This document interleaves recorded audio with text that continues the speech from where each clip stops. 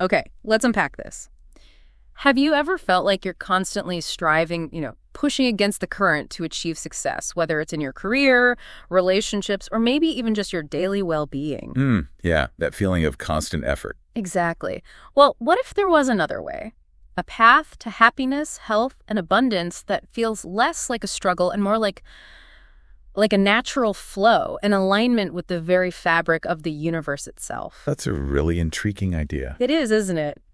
Today, we're taking a deep dive into a book that proposes just such a path. It's Dr. Deepak Chopra's The 7 Spiritual Laws of Success.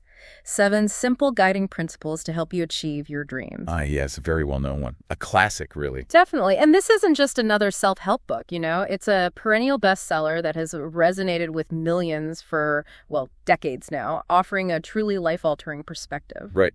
Chopra suggests that understanding our true nature and living sort of in harmony with the world around us leads to this holistic form of success. Holistic, that's the key word. It covers joy, vitality, and yes, even material abundance, but always as a byproduct of that inner alignment. Right, exactly. Not the primary goal, but a natural result. So for all of you who tune into the Deep Seek Diaries looking for profound insights into personal growth and spiritual well-being, this deep dive is essential. We're going to try and distill some complex wisdom into what the book itself promises are 7 easy lessons. Designed for practical application, which is important. Absolutely. Practicality in daily life. It's kind of a shortcut, maybe, to being well-informed on a really unique and powerful approach to mastering success, but from a spiritual perspective. Before we go on, please don't forget to hit the subscribe button and like the video. This podcast is known as the Deep Seek Diaries, and you can find us on the major social media platforms like YouTube, Instagram, Facebook. Linked in the description section are all the resources in discussion today, including books, websites, and so on. Please go through our terms and conditions as soon as you can. Now sit back and enjoy the podcast. What's truly fascinating about Dr. Chopra's work, and it's really clear in this book, is how he bridges deep spiritual wisdom with a pretty formidable scientific and medical background. Right. He's not just coming from one angle. Not at all. This isn't abstract philosophy from someone without, real-world grounding. Dr. Chopra is highly respected in both traditional medicine and alternative healing. He holds an MD. He's a fellow of the American College of Physicians. Which carries weight, definitely. It does. And he's also the visionary behind the Chopra Foundation, which is a nonprofit focused on well-being research and humanitarianism, and also Chopra Global, which is more of a modern health company sitting right at that intersection of science and spirituality. So he's active in research and practical application. And academia, too. His roles are quite extensive. Clinical professor of family medicine and public health at UC San Diego, a senior scientist with Gallup. This broad spectrum, from clinics to research to these global organizations, it really underscores his comprehensive approach. It adds a layer of credibility, doesn't it? Immense credibility. Plus, his writing career is just prolific. Over 89 books translated into, 43 languages? Many New York Times bestsellers like MetaHuman. Wow. He's been at the forefront of integrative medicine, personal transformation, the whole meditation revolution for decades. Even his podcast, Daily Breath with Deepak, got a Webby Award. So he stays relevant. Absolutely. It's no surprise Time magazine called him one of the top 100 heroes and icons of the century. This background, this recognition, it really lends authority to the concepts in the 7 spiritual laws.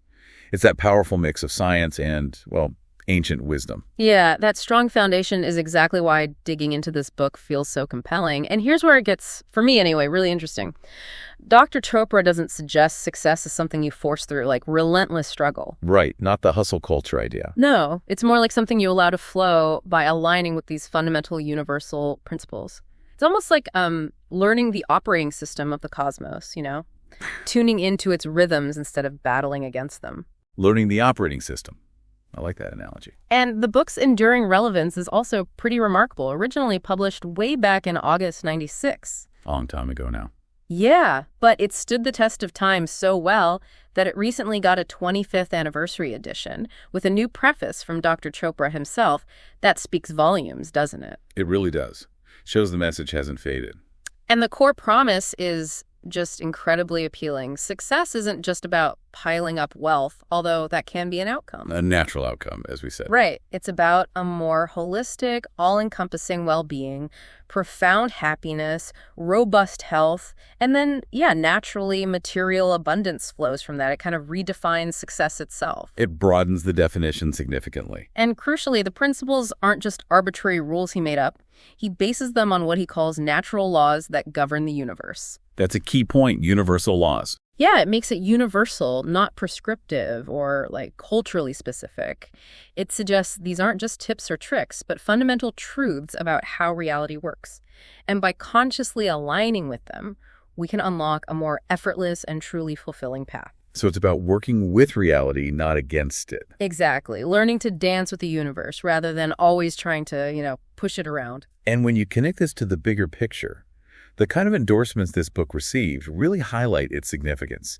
Peter Guber, for example, the CEO of Sony Pictures Entertainment. Oh, yeah. What did he say? He called it a virtual reality toolkit for the 21st century spiritual traveler. Wow, a virtual reality toolkit. That's quite a description. It is, isn't it? It suggests practical, almost cutting-edge tools for navigating not just our physical world, but our inner spiritual landscape in this modern era. It implies empowerment for the reader. Giving you tools for the journey. Exactly. And maybe even more telling, the New York Times compared it directly to Khalil Gibran's The Prophet. The Prophet! That's huge! It is. They called it a must-read for anyone who meets The Prophet. And as you know, The Prophet is an absolute classic, this beloved philosophical text known for its poetic wisdom on life and love. Yeah, deeply resonant stuff. So to be placed in that same category, it elevates the 7 spiritual laws beyond just a simple self-help guide. It positions it as a profound exploration of universal truths, much like Gibran's work. Suggesting a similar depth and potential for transformation. Precisely. It affirms its place in that lineage of really impactful spiritual texts. That's a powerful lineage to be part of, for sure. Now, okay, given that depth, let's talk about the book's structure and maybe its accessibility. The publisher emphasizes that Chopra distills these big teachings into 7 easy lessons. Right, focused on helping you obtain success in all areas of your life. And it seems to live up to that promise of simplicity, based on what people say. It's not some dense academic textbook, which is probably a big plus for many readers. Definitely. And it's short, just 128 pages, remarkably concise for the topics it covers. 128 pages, that's it. Wow. Yeah. And the physical attributes, the formats, they add to that accessibility. You can get it in hardcover, paperback, audiobook, even one of those preloaded digital audio players. Options for everyone, then. Pretty much. The hardcover itself is quite compact, easy to carry around. But what really seems to resonate with readers, judging by reviews, is the flow of the book. House. Well, people describe it as easy to read in short chapters of each of the 7 spiritual laws. This structure seems intentional and effective. So 1 law per chapter kind of thing. Exactly. Instead of throwing all 7 at you at once, which could be overwhelming, it dedicates a chapter to each law.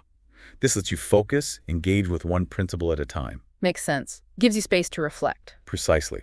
To process its meaning, consider how it applies to you before moving on. This methodical, digestible approach is really key for spiritual concepts. It encourages more than just intellectual understanding. You mean like deeper absorption? Yes, deeper contemplation and absorption. It makes it easier to actually integrate these teachings into your daily life, not just read about them. Okay, so we've talked about the packaging, the accessibility, the structure, but let's get into the real substance now. What are these 7 laws? This is where the deep dive really begins, right? Absolutely. This is the core. Chopra distills these profound universal truths into 7 simple but incredibly powerful principles. So let's walk through them, give people a clearer sense of the wisdom inside these, 128 pages? Okay. The first law Dr. Chopra introduces is the law of pure potentiality. Pure potentiality. Okay, what does that entail? This law essentially reminds us that our true nature, our core essence, is pure consciousness. It's a field of infinite possibilities, boundless creativity. So we're more than just our bodies or our minds or our past mistakes. Exactly. Those are just temporary expressions of a deeper, infinite self. When we connect with this pure potential, Chopra says we access an unlimited reservoir of power, creativity, and knowledge. Wow, that's a powerful idea, especially when the world often tries to define us by our limits or, what we've done wrong before. But how does someone apply something that profound? Pure potentiality sounds kind of abstract. It does, but the applications he suggests are quite practical.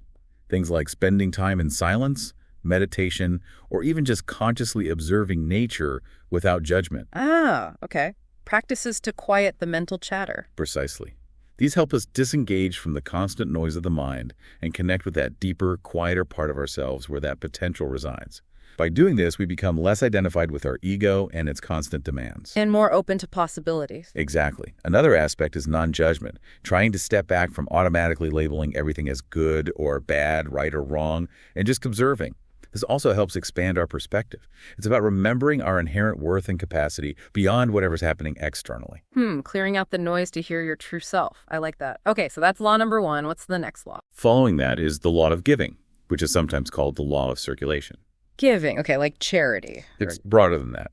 This law states that the universe operates through dynamic exchange. Giving and receiving are just two sides of the same coin, different aspects of the same energy flow.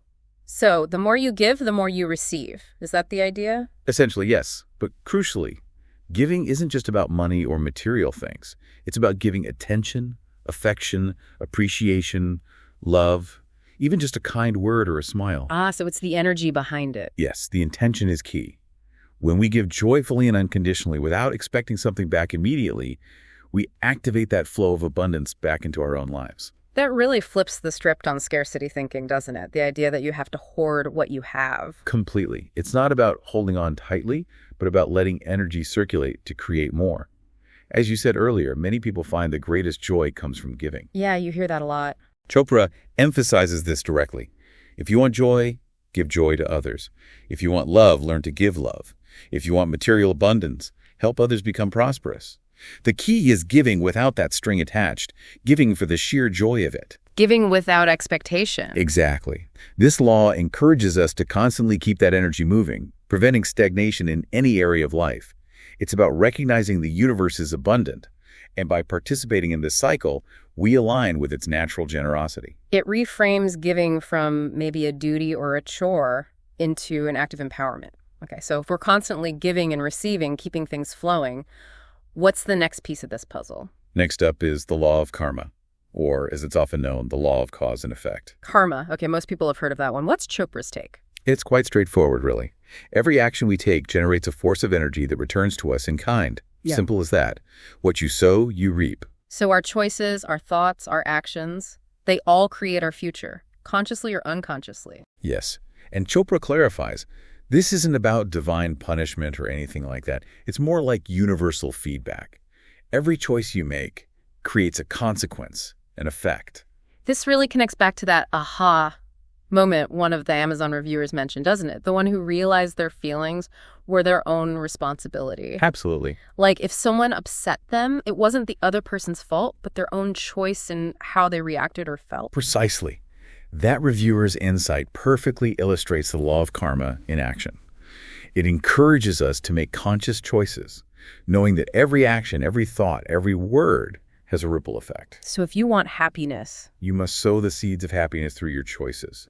If you want love, choose to act with love. Yeah. Chopra also gives a really practical technique here. Before making a choice, ask yourself two questions. What are the consequences of this choice I'm about to make? Okay. And second, will this choice bring happiness to me and to those who might be affected by it? That's a powerful filter for decision making. It really is. That simple inquiry helps us make more conscious, more life-affirming choices right here in the present moment, which in turn shapes a better future. It boils down to taking radical personal responsibility for our actions and their effects. That is incredibly empowering. Yeah. It puts the steering wheel for your future firmly back in your own hands. Okay, so after understanding cause and effect with karma, what's the fourth spiritual law? The fourth law is the law of least effort. Least effort. That sounds appealing. Does it mean being lazy? Not quite. It's not about laziness. It suggests that nature's intelligence, the way the universe works, functions with effortless ease and spontaneity. Think about it. Grass doesn't try to grow, it just grows. Fish don't try to swim, they just swim. Okay, I see. It's natural, unforced action. Exactly. This law applies that same principle to us. When our actions are motivated by love, and when we seek to serve others or act in alignment with our purpose, our desires naturally sync up with the universe's flow. We achieve success with minimum effort, minimum resistance, But that seems to fly in the face of everything we're usually told, right? Hustle, grind, push harder, force it to happen. It does challenge that conventional wisdom, definitely. Reconciling least effort with achieving big goals requires a shift in mindset. How so? What's the key? Chopra breaks it down into 3 components: acceptance, responsibility, and defenselessness. Okay, let's unpack those. Acceptance. Acceptance means accepting people, situations, circumstances, events as they are in this present moment, without resisting what is. Not fighting reality. Right. Then responsibility. This links back to karma. It means not blaming anyone or anything else for your situation. Recognizing your current reality stems from past choices and committing to making better choices now. Owning it. Okay. And defenselessness. That sounds vulnerable. It means letting go of the need to constantly defend your point of view or convince others you're right or justify yourself. When you release these resistances, the fighting, the struggling, the need to control, the need to be right, you free up an enormous amount of energy. Energy that was tied up in conflict. Exactly. And that liberated energy then becomes available for creative pursuits, for positive action, making your path feel more effortless and, frankly, more joy-filled. It's about being grounded in the present, trusting the natural unfolding, and acting from love rather than fear or ego. That's a huge perspective shift. Working with the current, not against it. Okay, Correct. that's 4 laws down. What comes next in the sequence? 5th is the law of intention and desire. Intention and desire. This sounds more like goal setting. It is, in a way, but with a crucial twist. This law states that inherent in every intention and every desire is the mechanism for its own fulfillment. When we introduce a clear intention into that field of pure potentiality we talked about earlier, Law number 1. right, it begins to organize the infinite possibilities for its manifestation. But, and this is key, you must practice detachment. Detachment. But you just set the intention. Yes, you hold the intention clearly, but you release your attachment to the specific outcome, the specific how and when. You trust that the universe, that underlying intelligence, will manifest it in the best possible way, at the right time. So it's like setting a clear goal, knowing what you want, but not clinging to it so desperately that you actually create resistance or anxiety around it. That sounds like a delicate balance. It is a delicate balance. Yeah. Chopra stresses the importance of clarity in your intention. Visualize it, feel it as if it's already real, but then you consciously surrender the outcome to the universe. Let it go. Why is letting go so important? Because that detachment frees you from the anxiety, the worry, the need to control every little step. It allows creative solutions and synchronicities to emerge, things you might not have thought of if you were rigidly focused on one specific path. It's about knowing what you want, planting that seed in that universal consciousness, and then trusting the intelligence of the universe to handle the choreography. Planting the seed and trusting the process. I like that. Okay, clarity without clinging. What's the 6th law? The 6th law is the law of detachment, which flows directly from the previous one. Okay, so we already touched on this. What more does this law say? It really emphasizes that in order to acquire anything in the physical universe, whether it's a goal, a relationship, a possession, you must relinquish your attachment to it. Again, this doesn't mean giving up the intention or the desire itself. Just the attachment to the outcome. Exactly. You give up your rigid attachment to how it must look or when it must happen. When you're detached in this way, you're free from the fear, the anxiety, the insecurity that so often sabotage our efforts. And that freedom allows for better choices. Yes, because you're making choices from a place of pure awareness, of inner security, rather than from neediness or fear. This freedom, this lack of desperation, paradoxically makes you more effective and opens you up to the best possible solutions. This one really seems counterintuitive to the ambition and drive many of us are taught, you know? How does letting go actually help you achieve something? Think of it this way. When you are rigidly attached to one specific outcome, you narrow your vision. You might miss other, potentially better opportunities or solutions that the universe presents along the way because they don't fit your preconceived notion. Ah, so detachment creates flexibility. Precisely. Flexibility and openness. It allows for true creativity and spontaneity to flow. It means being open to an infinite field of possibilities, not just the one you've fixated on. When you're detached, your happiness isn't dependent on achieving that specific result. Your inner peace stays intact regardless. Exactly. And that's an incredibly powerful state to operate from.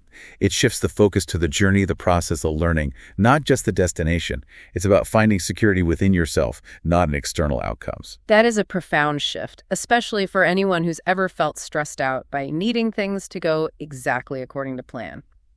Okay, that brings us to the final law. What's the seventh one that ties this all together? The seventh and final law is the law of Dharma. Dharma essentially translates to purpose in life. Dharma, purpose. Okay. Yeah. This law states that every single person has a unique talent, a unique gift, and a unique way of expressing it. There's something special that only you can do in your specific way. Everyone has a unique purpose. Yes. And the law states that when we combine this unique talent with service to others, when we use our gift to benefit the world in some way, we experience the ecstasy and exuberance of our own spirit, which, Chopra suggests, is the ultimate goal, the ultimate success. So it connects your unique gift with contributing to something larger than yourself. Exactly. This law has three main components. First, discovering your true self, recognizing you're more than just your ego. Second, discovering your unique talents. What are the things you love to do that you do with effortless ease and joy? Things that make you lose track of time. Often, yes. And third, asking yourself, how can I best serve humanity using these unique talents? Finding your gift and figuring out how to share it. How does someone actually go about discovering this unique purpose, their dharma? It sounds like a big quest. Chopra suggests starting by recognizing, again, that you are a spiritual being having a human experience. Your purpose involves expressing that inner divinity. Then practically, make a list of your unique talents. What comes naturally? What do you genuinely enjoy doing? Be honest with yourself about your strengths and passions. Yes. And then actively consider how you can use those talents to serve others, to meet a need in the world. When you are living your dharma, you're in true alignment. Abundance, Chopra says, flows naturally then because you're fulfilling your unique, essential role in the cosmic puzzle. It's the ultimate integration, isn't it? Who you are, what you're good at, and how you can contribute, leading to deep fulfillment and that effortless success. That's the idea. It's about discovering your calling and then dedicating yourself to it with passion and purpose. Wow. That's an incredible framework. Those 7 laws together really do offer a unique and very holistic approach to success that goes way beyond the usual definitions. Okay, shifting gears slightly, let's talk about how the book is actually received by readers. Looking at Amazon, for instance, the overall sentiment for the 7 Spiritual Laws of Success seems overwhelmingly positive. It's got significant social proof. What are the numbers looking like? It boasts an impressive 4.7 out of 5 stars, and that's from over, 2,800 global ratings. That signals really high satisfaction consistently. 4.7 is very high, especially with that many reviews. Yeah, and breaking it down, 85% of those reviews are 5-star. Only 1% are 1-star. So people clearly connect with this book. That's compelling data. When you dig into the comments themselves, what are the common themes, the recurring praises? Several things pop up again and again. First, it's readability. People find it highly readable, fabulous and brilliant. Many explicitly say they read it from start to finish, sometimes in one sitting because it flows so well. That echoes what we discussed about the structure, short, digestible chapters. Exactly. One reviewer even said it's a great book to have on the nightstand and drift off to sleep with, suggesting it's comforting and easy to absorb. Another key theme is its transformative power. Ah, the life-changing aspect. Yes. It's consistently described as enlightening and life-changing, packed with spiritual lessons that improve consciousness. People emphasize that even though it's not a lengthy read, it is powerful in its content, truly thought-provoking and enlightening. So short, but impactful. Packs a punch, as they say. Right. And comments like, great for any age and at any point of your life, really highlight its universal appeal. The structure of taking each law at a time is also mentioned as giving it far more impact. Allowing for deeper integration. Makes sense. What else? Finally, its ability to bring calmness and direction comes up frequently. Reviewers mentioned it brings a true sense of calmness and has given them a sense of direction. That's interesting. So it's not just about achieving external goals, but internal states, too. Definitely. One really powerful quote was, "Wow, this book is amazing. It has helped me to overcome anxiety." That underscores a practical, almost therapeutic benefit beyond just intellectual understanding. Reducing anxiety is a huge benefit for many people. Absolutely. And what really brings the book's impact home are some of the specific aha moments people share in their reviews.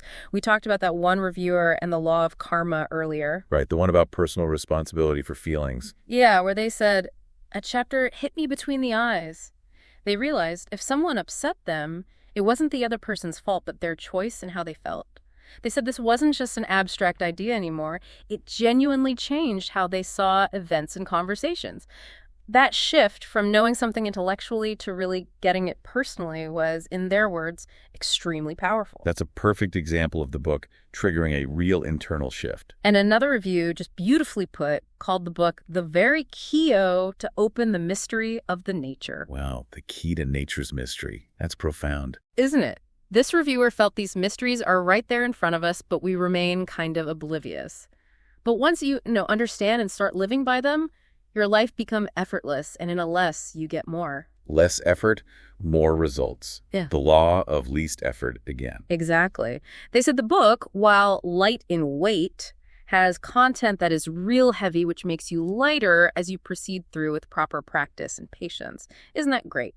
Heavy content makes you lighter. That's a fantastic way to put it. They felt it promises to bring light in your life, which helps you see the things around you more clearly as they actually are, not the way you perceive them. It speaks to that profound shift in perspective, going beyond just self-improvement to a life lived with more ease, clarity, and authenticity. It really captures the essence of all 7 laws working together. Those personal testimonials are incredibly powerful. They show the book isn't just theory, it lands practically in people's lives. However, it's also fair to acknowledge that even a highly praised book can have some issues, particularly with specific formats. Like technical problems. Yeah. Sometimes, yeah. For example, there have been some specific criticisms regarding the Kindle version of this book. It's worth mentioning. Okay, what kind of problems? One detailed review specifically warned against a particular Kindle edition, citing a misspelled title on the cover, law, instead of laws. Oh dear. Not a great start. No. And an incorrect cover image, an owl, instead of the usual tree design associated with the book.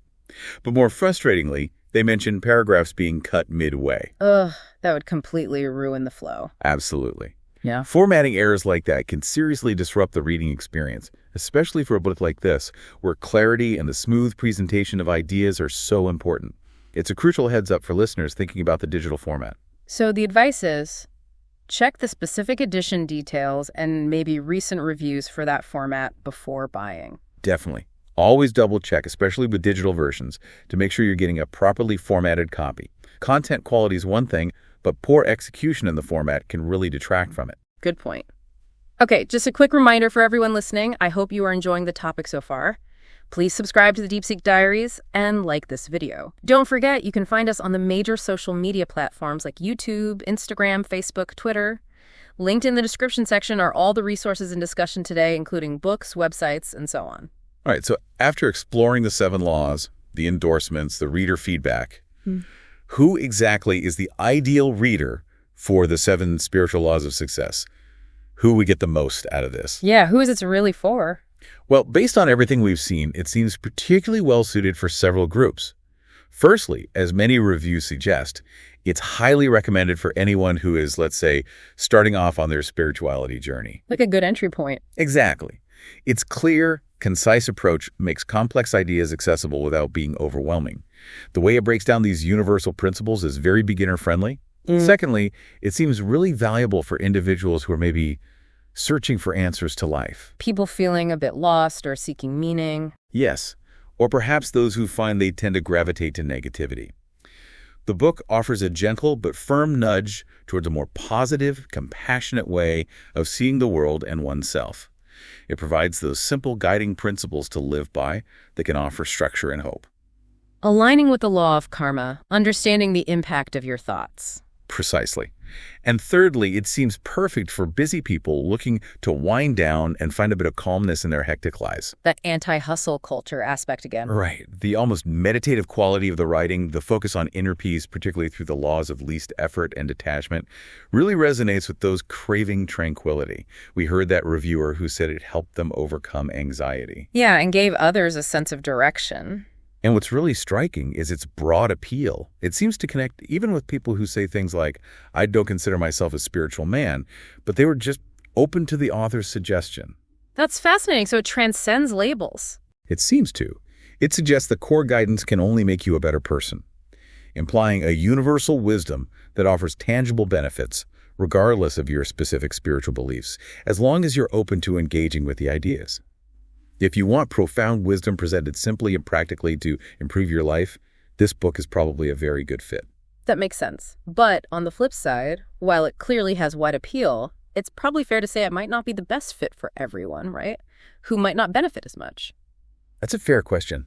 I mean, individuals who are perhaps deeply resistant to spiritual concepts altogether, or who approach any self-help literature with extreme skepticism, might just not connect with the book's fundamental premise. If the idea of universal laws or harmony just doesn't resonate. Exactly. If you're operating from a purely secular, materialist worldview and aren't open to exploring ideas beyond the strictly tangible or scientifically proven in a conventional sense, this might not be your cup of tea. The foundation is spiritual. Okay.